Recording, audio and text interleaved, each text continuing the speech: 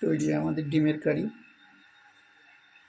এভাবেও আপনারা বাড়িতে রান্না করে দেখবেন, আশা করি খুব ভালো লাগবে।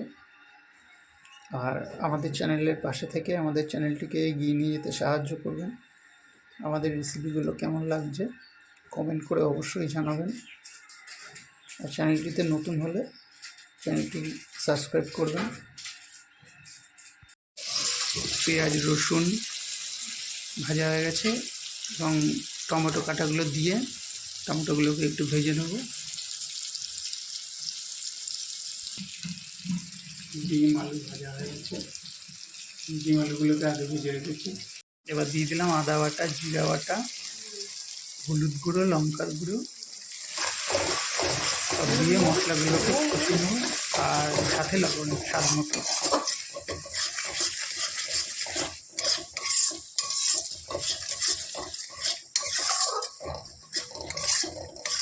মশলা থেকে তেল ছাড়ছে আস্তে আস্তে, মশলা থেকে তেল ছেড়ে দিয়েছে। এবার ভাজা আলু দিয়ে দেবো। ভেজে রাখা আলু দিয়ে একটু মশলার সঙ্গে কষে দেবো।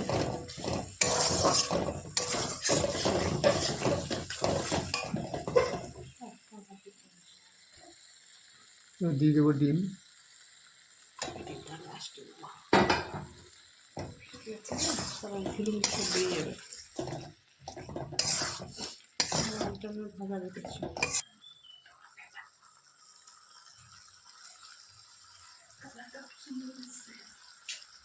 আস্তে আস্তে তেল ছাড়ছে, মশলা থেকে তেল ছেড়ে দিয়েছে।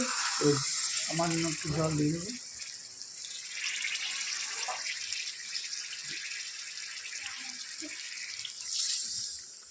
জল দিয়ে একটু ফুটতে দেবো।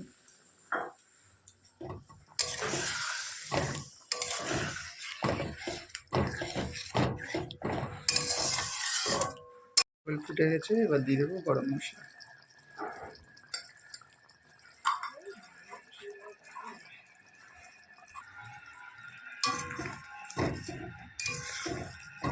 গরম মশলা দিয়ে নাড়াচাড়া করে নামিয়ে ফেলবো।